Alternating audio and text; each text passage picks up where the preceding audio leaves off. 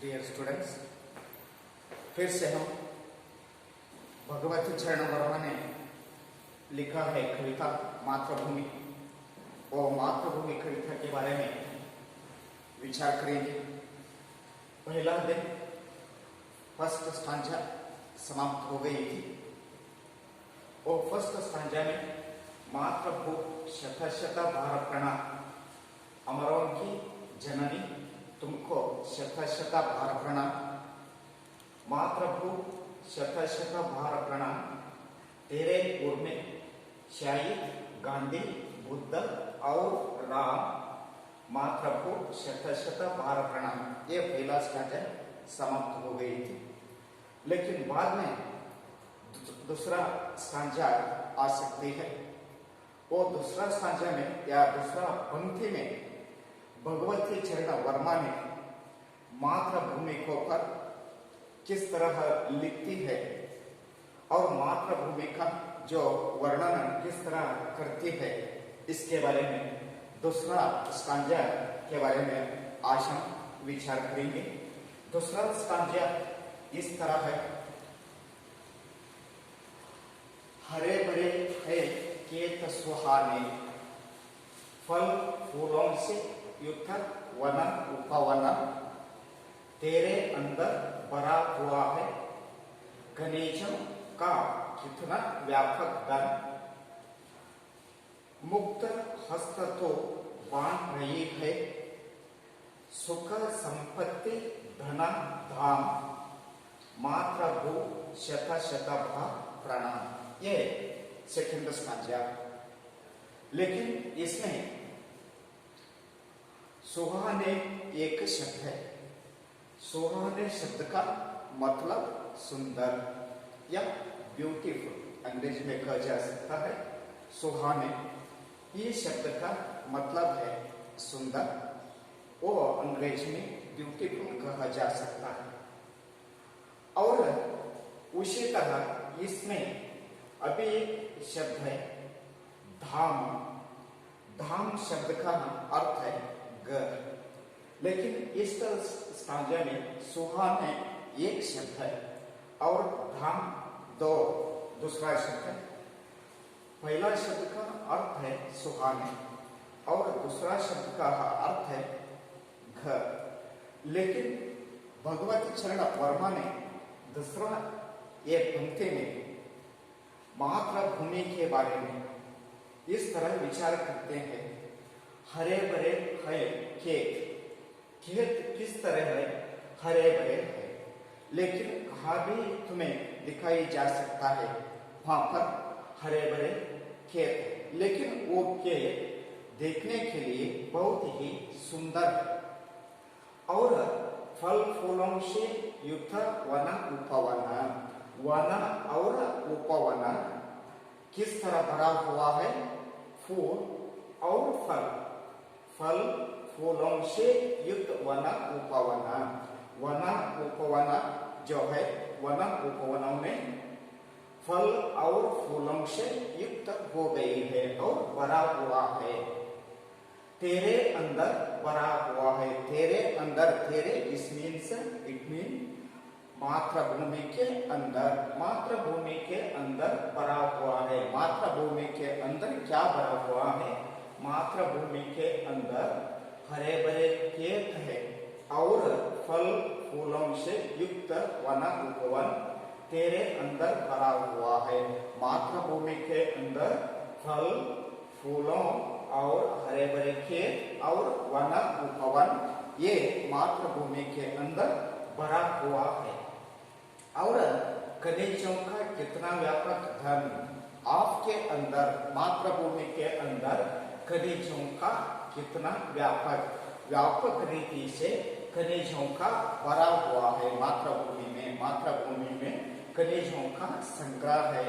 मातृभूमि में खनिजों मिलता है, लेकिन अगाध प्रमाण से खनिजों मातृभूमि में मिलता है, जिसके लिए खनिजों का कितना व्यापक धन आपके अंदर, इट मीन्स मातृभूमि के अंदर खनिजों का संपत्ति व्यापक रीति से भरा हुआ है। मुक्त हस्त तो बांट रही है, वो खनिज संपत्तियों को मातृभूमि ने मुक्त हाथ से बांट रही है। मुक्त हाथ से वो दे रहा है। बांट इसका मतलब है दे, लेकिन वो मातृभूमि ने इस पर जनांगों को क्या कर रही है, आपके अंदर जो खनिजों है ना, वो खनिजों को मुक्त रूप से मुक्त हस्त से बांट रही है। सुख संपत्ति धनाधाम, और इसके साथ आपके महिलों में आपके अंदर जो जनसंपर्क है, जो जन समुदाय है, वो जन समुदाय सुख और संपत्ति के साथ रहते हैं। लेकिन मात्र वो शत बार प्रमाण, इसके लिए भगवत चरण वर्मा ने जो मातृभूमि को किस तरह प्रणाम करता है, शत बार प्रणाम करता है। लेकिन ये दूसरा स्टांजा का अर्थ हरे भरे है, खेत सुहाने, लेकिन वो खेत किस तरह है, हरे भरे से मिलजुल कर रहता है, जिसके लिए वो हरे भरे खेतों देखने के लिए बहुत सुंदर लगा सकती है। और उसके साथ वना उपवना किस तरह है, वना उपवन में फल और फूलों से भरा हुआ है। लेकिन खनिजों का कितना व्यापक धन आपके अंदर क्या है, वो खनिजों का संपत है। वो खनिजों का संपत तो क्या कर रही है, मुक्त हाथ से बांट रही है। मुक्त हाथ से वो खनिज संपत्ति बांट रही है। सुख संपत्ति धनादान, आपके पर जनांगों में या जना समुदाय में लोगों ने सुख और संपत्ति के साथ रहती है, और धन भी है और दाम भी। दाम इसका मतलब है घर बनाने के साथ, सुख और संपत्ति के साथ आपके पर या मातृभूमि के पर जन समुदाय ने या लोगों ने रहता है। मातृभूमि, इसके लिए भगवत चरण वर्मा ने मातृभूमि को प्रणाम करता है। वो मातृभूमि शत बार प्रणाम, ये दूसरा स्टांजा का अर्थ हो सकता है। और तीसरा स्टांजा का अर्थ क्या है, तीसरा स्टांजा, एक हाथ में न्याय पताक है, लेकिन मातृभूमि को, जो मातृ देवी को या भारत भूमि को किस तरह दो हाथ है, दो हाथ में, एक हाथ में न्याय पताक है, एक हाथ में क्या है, वो एक हाथ में न्याय का पताका है, न्याय का ध्वज है। मातृभूमि आपके अंदर जो संपत्ति है, जो संपत्ति के बारे में, और फिर से भगवत चरण वर्मा ने मातृभूमि का वर्णन करता है। मातृभूमि ये देवी, ये शक्ति आपके दो हाथ है ना, वो दो हाथ में, एक हाथ में न्याय का पताक है, और ज्ञान दीप दूसरे हाथ में ज्ञान दीप है। एक हाथ में न्याय पताक है और दूसरा हाथ में ज्ञान दीप है। लेकिन दो हाथ में दो यहाँ पर चीज मिल सकती है, एक हाथ में न्याय पताक है और दूसरा हाथ में ज्ञान दीप है। यहाँ न्याय पताक, और एक पहला हाथ में, एक हाथ में न्याय पताक और दूसरा हाथ है ना, वो दूसरा हाथ में ज्ञान दीप है। इस तरह एक हाथ में न्याय पताक है और दूसरा हाथ में ज्ञान दीप है। जगत का रूप बदल दे हे माँ, इसके लिए हमें जग का रूप बदल दे सकता है। जो कोटि कोटि हम आज साथ में तुम्हारे साथ में कोटि कोटि लोगों में मिलजुल कर रहता है। गूंज उठे है जय हिंद नाद से, इसके लिए भारत भूमि में क्या हो गया है, जय हिंद शब्द का नाद उठा सकती है। जय हिंद या जय हिंद ये घोष है ना, वो जय हिंद घोष या जय हिंद ये शब्द है ना, वो जय हिंद शब्द नाद आपके मन में, आपके बारे में भगवत चरण वर्मा ने जो कह गया है, गूंज, इट मीन्स गूंजना, जो गूंज उठी है जय हिंद नाद से। सकल नगर और ग्राम, मातृभूमि पर रहने वाले सकल नगर और सकल ग्राम, जो सकल नगर और सकल ग्राम मातृभूमि शत बार प्रणाम। सकल नगर और सकल ग्राम ने जय हिंद घोष का वर्णन करता है, जय हिंद घोष का गूंजना उठता है। इस तरह भगवत चरण वर्मा ने मातृभूमि पर मातृभूमि को शत शत बार प्रणाम करता है। फिर से तीसरा स्थान में क्या अर्थ हो सकता है? एक हाथ में न्याय पताक है और दूसरा हाथ में ज्ञान दीप है। जग का रूप बदल दे हो हेमा, माँ के प्रणाम करता है। जग का क्या रूप है वो रूप ने बदल दे सकता है। कोटि कोटि हम आज साथ में हैं, लेकिन बाद में रहने वाले, यहाँ पर रहने वाले सभी लोगों ने क्या है, आज साथ में मिलजुल कर रहता है। गूंज उठे जय हिंद नाद से, मातृभूमि पर सकल नगरों और सकल ग्रामों ने मिलजुल कर क्या करता है, जय हिंद का नाद से पुकारते हैं या जय हिंद नाद गूंजता है। इसके लिए मातृभू शत शत बार प्रणाम, आपको शत शत बार प्रणाम करता है मातृभूमि को। जिस तरह भगवत चरण वर्मा ने जो मातृभूमि का वर्णन किया जा सकता है, फिर से ये अभी एक बार पढ़ेंगे। जो मातृभूमि पद्य का जो मातृभूमि है लिखने वाले कवि है भगवत चरण वर्मा ने, वो भगवत चरण वर्मा ने बहुत ही सुंदर रूप से, बहुत ही सुंदर ढंग से ही मातृभूमि का वर्णन किया जा सकता है।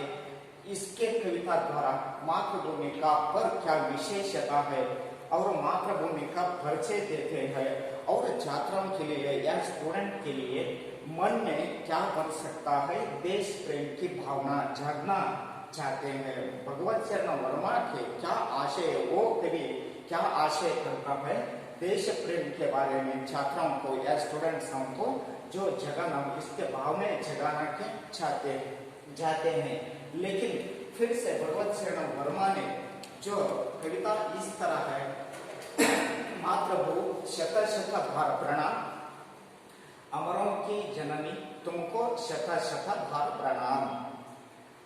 मातृभू शत शत बार प्रणाम, तेरे पूर्व में श्याई, गांधी, बुद्ध और राम। मातृभू शत शत बार प्रणाम, मातृभू शत शत बार प्रणाम, अमरों की जननी। अमरों इट मीन्स इमॉर्टल, न मरणाधीन होना, जो इमॉर्टल कह सकता है, अमर, अमर रहेंगे। अमरों की जननी, तो क्या है, अमरों की जननी है। लेकिन इसके लिए आपको शत शत बार प्रणाम करता हूँ। मातृभूमि आपको शत शत बार प्रणाम करता हूँ। तेरे उर में, उर इसका मीन्स मडिल है या गोद कहा जा सकता है। वो गोद में, वो मडिल में शाही, गांधी, बुद्ध और राम। मातृभूमि शत शत बार प्रणाम, ये पहला स्टांजा का जो मतलब हो सकता है या सारांश होता है। और दूसरा स्टांजा के बारे में, जो दूसरा स्टांजा हरे भरे भरे खेत सुहाने, सुहाने का अर्थ क्या है, सुहाने का अर्थ सुंदर। जो खेत किस तरह है, हरे भरे से भरा हुआ है, हरे भरे से भरा हुआने के लिए वो खेत किस तरह दिखाई जा सकता है, सुहाने या सुंदर दिखाई जा सकता है। फल फूलों से युक्त वना उपवना, वना और उपवना, वना का क्या, वना का मतलब है जो फॉरेस्ट, वना और उपवन फल फूलों से भरा हुआ है। इसके लिए आप देखने के लिए बहुत ही सुंदर लगा जा सकता है। खनिजों का कितना व्यापक धन है, आपके मडिल में, आपके गोद में खनिजों का संपद है। वो खनिजों का संपद तो जनों को या लोगों को मुक्त हाथ से बांट रही है। बांट इट मीन्स देना। जो सुख संपत्ति धनादान मातृभू शत शत बार प्रणाम, इसके लिए हमें सुख और संपत्ति के साथ रहता है। आपके पास धन भी है, आपके पास घर भी है। धन का एक मतलब क्या है, घर है। सुख संपत्ति धना और घर निर्माण करने के साथ हमें बहुत ही संतोष रूप से यहाँ पर मिलजुल कर रहता है। इसके लिए भगवत चरण वर्मा ने जो मातृभूमि को जो प्रणाम करता है, मातृभू, मातृभू का अर्थ है मातृभूमि, मातृभूमि या मातृभू शत शत बार प्रणाम, ये दूसरा स्टांजा का मतलब हो जा सकता है या सारांश हो जा सकता है। और तीसरा स्टांजा में क्या है, एक हाथ में न्याय पतान, ये जो भगवत चरण वर्मा ने वर्णन करती है मातृभूमि को, मातृभूमि किस तरह है, एक मूर्ति के रूप में, एक देवी के रूप में जो बनाना जा सकता है, जिसके लिए वो व्यक्ति में एक हाथ में न्याय पताक है, मातृभूमि को दो हाथ है, एक हाथ में न्याय का पताक है और मातृभूमि को दूसरा हाथ है ना, वो दूसरा हाथ में ज्ञानदीप का, एक हाथ में न्याय पताक और दूसरा हाथ में ज्ञानदीप है। जगह का रूप बदल दे हे माँ, वो विनती करता है जगह का रूप जो बदल दे सकता है। कोटि कोटि हम आज साथ में, हम किस तरह है, कोटि कोटि लोगों ने आपके मिडिल में, आपके गोद में जो मिलजुल कर रहता है, इसके लिए कोटि कोटि हम आज साथ में गूंज उठे जय हिंद नाद से। सकल नगर और ग्राम, सकल नगर और ग्राम में रहने वाले सभी लोगों में मिलजुल कर क्या पुकारते हैं, क्या कहा जा सकता है, जय हिंद नाद यहाँ पर गूंज उठता है। वो सकल नगर और ग्राम से, सकल नगर और ग्राम से जय हिंद ये नाद है, जो जय हिंद नाद से यहाँ पर गूंज उठता है। मातृभूमि शत शत बार प्रणाम, इसके लिए भगवत चरण वर्मा ने जो मातृभूमि को शत शत बार प्रणाम करता है, इसके इस तरह ये मातृभूमि का जो सारांश है। मातृभूमि यह पहला कविता है, मातृभूमि यह पहला कविता लिखने वाले व्यक्ति या लिखने वाले कवि ने भगवत चरण वर्मा है। भगवत चरण वर्मा ने बहुत सी मार्मिक ढंग से, बहुत ही सुंदर रूप से यहाँ पर ये कविता लिखी जा सकी है, जिसके लिए फिर से एक बार हमें ये पद्यों को एक बार पढ़ाएंगे। मातृभू शत शत बार प्रणाम, अमरों की जननी तुमको शत शत बार प्रणाम।